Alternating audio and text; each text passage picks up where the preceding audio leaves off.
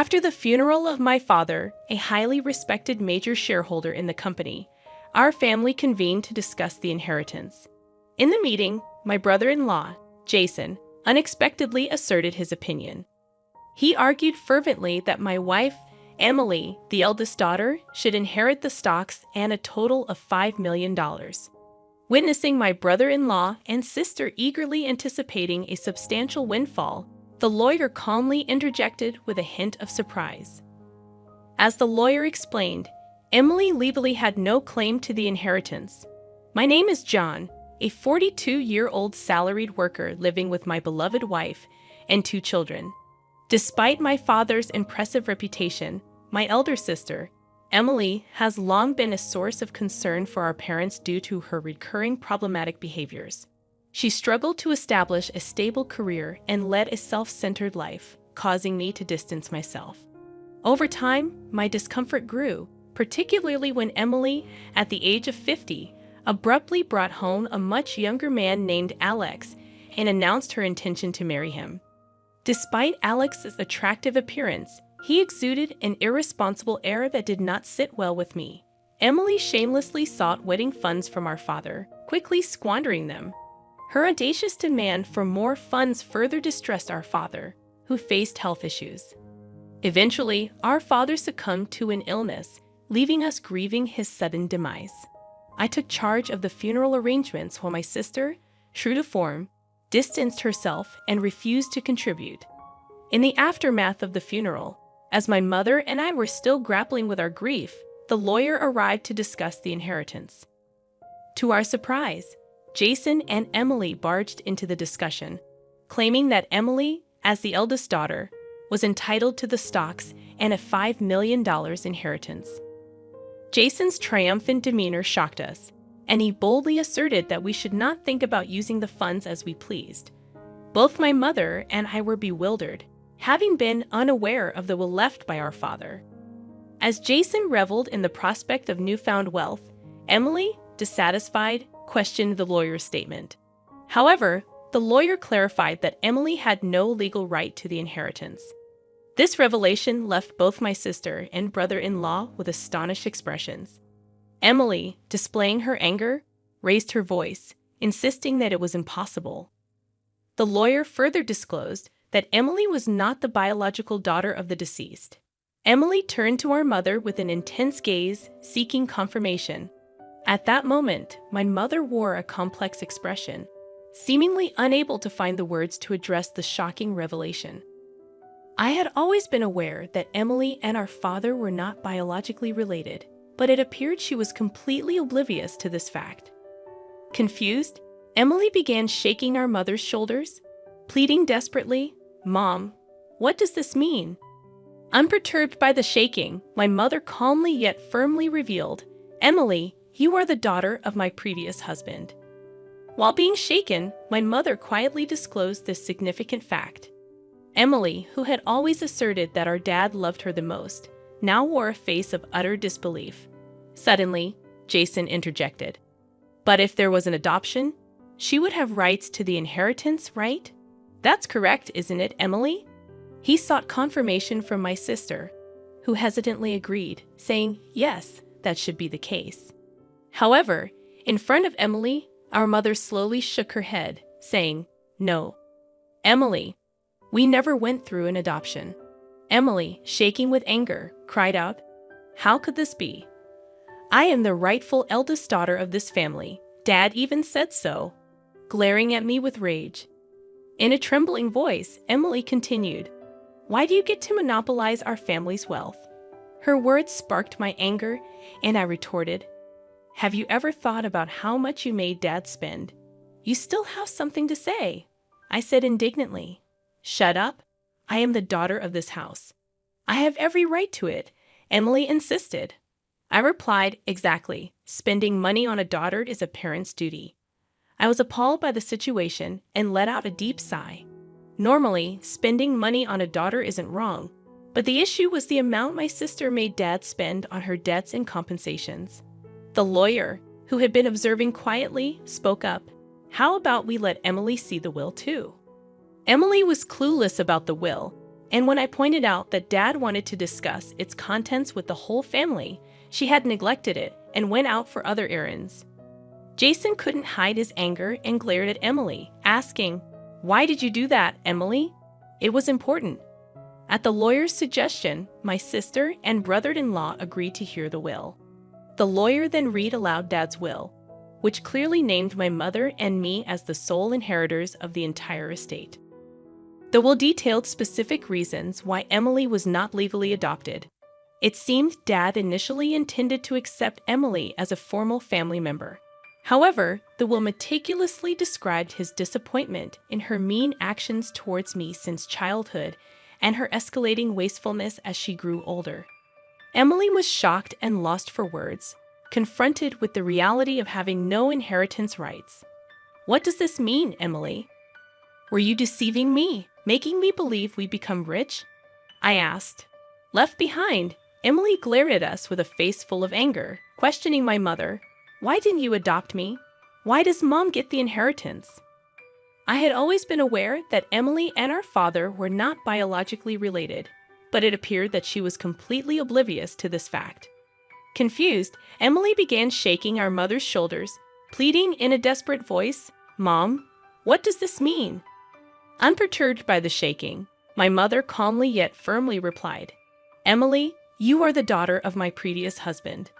While being shaken, she quietly disclosed this significant fact. Emily, who had always taunted me with claims that Dad loved her the most, now wore a face of utter disbelief. Suddenly, Jason interjected, "But if there was an adoption, she would have rights to the inheritance, right?" "That's correct, isn't it, Emily?" Seeking confirmation from my sister. "Yes, that should be the case," Emily replied. However, in front of Emily, our mother slowly shook her head. "No, Emily, we never went through an adoption." Shocked by this revelation, Emily turned to our mother, demanding an explanation. At that moment, my mother wore a complex expression, seemingly unable to find the words to address the shocking disclosure. "I should have rights too. It's unfair because of Mom's lack of action," Emily exclaimed, her cries filled with frustration. My mother, struggling to find words, managed to say, "Well, that is why." "Why deviate everything?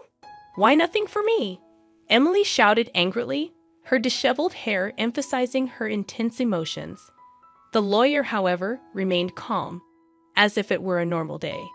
As soon as I asserted my biological connection with Dad, Emily, in a fit of rage, reached out to hit me, expressing that it would have been better if I never existed. Before I could respond, the lawyer intervened, warning Emily to refrain from such actions, threatening to involve the police. About half a year later, the inheritance process was smoothly completed. Emily and Jason initially resisted strongly, but the lawyer's skillful handling left them with little room to interfere. My mother eventually provided Emily with a small amount of money, though it wasn't my place to comment on it.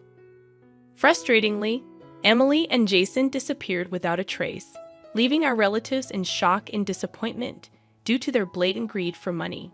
One day, my wife suggested taking my mother and daughter out for a pleasant meal. Despite my proposal for my mother to live with us, she hesitated, torn by the irreplaceable bond with Emily. Understanding her concerns, I gave my mother some time to think. As I drove her home, we were surprised to see lights on at the usually empty house. Cautiously parking the car in the garage, we approached the entrance, suspecting Emily might have returned. Suddenly, a car rushed towards us, and my daughter yelled, "Watch out!" Instinctively, I threw myself to protect my wife, barely avoiding the car. Though I groaned in pain after being grazed by the car, my wife, worried, asked if I was okay. The car, driven by Jason, eventually crashed into the garage entrance. During my overnight stay at the hospital, Emily visited with my mother.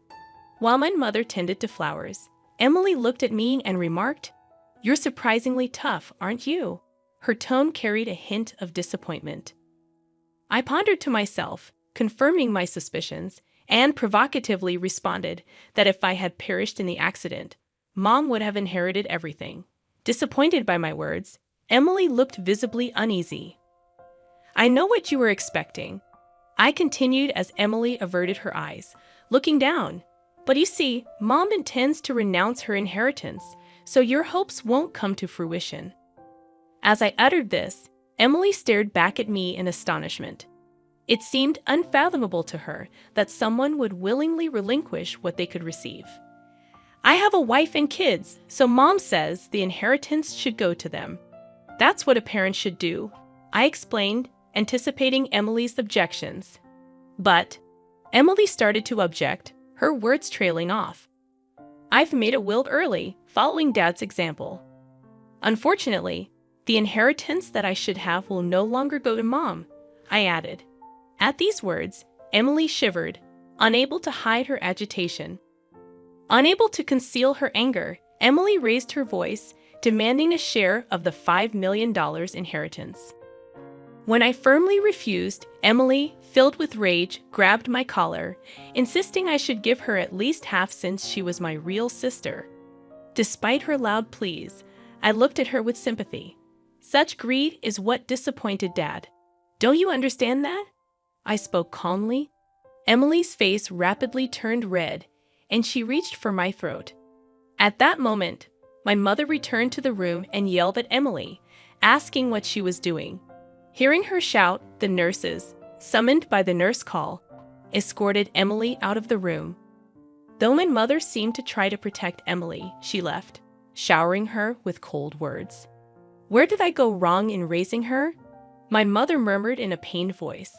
Soon after, we discovered that my mother had fallen ill. Pained by her weakening state, we started helping with transportation and housework. This, apparently, infuriated Emily, who probably heard it from our mother or encountered my wife when she came to ask for money. One day, out of the blue, Emily contacted me on my cell phone, stating that they would take care of Mom from now on, and I didn't need to come anymore. Confused, I asked her to explain the sudden decision, expressing deep concerns about leaving Mom's care to Emily, who could hardly manage household chores, let alone care for a sick person. I hurriedly called Mom to understand the situation, and surprisingly, I learned that Jason had caregiving experience, and Mom claimed her life wasn't much disrupted at the moment. I felt a sense of relief upon learning that, but soon after, Mom was rushed to the hospital in an ambulance due to a medication dosage mistake. The family hurried to the hospital, where we found Mom severely weakened.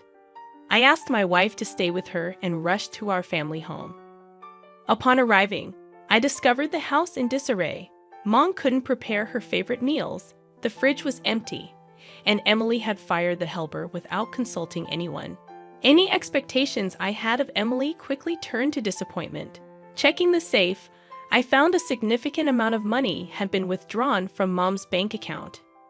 Fortunately, the inheritance account was untouched, but the funds set aside for daily expenses were nearly depleted. Swiftly gathering necessary items such as bank books, cards, and seals, I returned to the hospital to explain everything to Mom and discuss our next steps. Emily, unaware of the bank book issue, was shocked, but her reaction darkened when I mentioned the medication mistake was something Jay had prepared. I suggested to Mom that it would be better not to let Emily into the house anymore, expressing my concerns about the house's terrible state and Mom's apparent weight loss. I warmly suggested that we live together in a new house. Mom burst into tears at these words, crying intensely. However, Mom's condition worsened, and despite the doctor's best efforts, she passed away heartbroken over Emily's actions. When I returned to the family home to prepare for Mom's funeral, I discovered that all the valuables were gone. It appeared that Emily and her financially struggling husband had taken them. Seeing the empty house filled me with shock and anger, and I resolved firmly to make things right. The day after Mom's funeral, I met with Emily and the lawyer at the law office to discuss the inheritance. Emily, filled with a sense of superiority, confidently declared her right to receive Mom's inheritance. Unable to contain my laughter at her misunderstanding, the lawyer solemnly announced, "Let's take a look at the will," and broke the seal. Emily's face drained of color when the contents revealed that she was not to inherit anything. Jason, showing his fury, demanded an explanation. "What does that mean?" She's her daughter. You can't trick us. Hand over the inheritance now. Jason, shaking with anger, pounded the table. I calmly questioned him. Jason, did you do something to Mom? I did no such thing, he retorted dismissively. Then why was the usual medication mistaken? I pressed, but Jason brushed it off, saying, That's irrelevant, John. It's impossible that I don't get any inheritance. What did you do? I can't pay the mortgage for my apartment now. Shocked by his words, I realized that Emily had been counting her chickens before they hatched. Even though she hadn't appeared immediately after hearing of our mother's death, Emily, unable to hide her desperation, pressed the lawyer, Is there really nothing? The lawyer sighed deeply and confirmed, Yes, the will is as it states. Explaining the legal aspects, he revealed that after deducting the amounts Emily had withdrawn and sold off without permission, the inheritance was practically non-existent. In reality, this situation was part of a plan I had discussed with the lawyer beforehand. Emily, astonished, protested vehemently, refusing to accept reality. She expressed her dissatisfaction, but I harbored strong resentment towards Emily, who only leeched off others without working. Just to take the money when Mom was delighted, believing that Emily would take care of her. Caring for someone requires money. You wouldn't understand that, I lashed out. At my demand to see the expenditure details Emily had used for Mom, she trembled, realizing there were no receipts to acknowledge those claims. Jason tried to sway the situation in his favor, but I refused his request, openly admitting the mistreatment I had endured from Emily. I stated firmly, I'll be taking legal action regarding that accident. Taken aback, Jason turned pale, realizing his slip. I explained that we had gained consent for recording the meeting in advance. Emily cried out in agony, realizing the consequences of their actions. As a result, Jason faced legal consequences, and his past misconducts were uncovered, leading to his arrest. Though Emily appeared to be a minor accomplice, she faced financial troubles and rejection from relatives. Meanwhile, I continued my days of steady work, unshaken by the ordeal, and looked forward to small joys from stock dividends.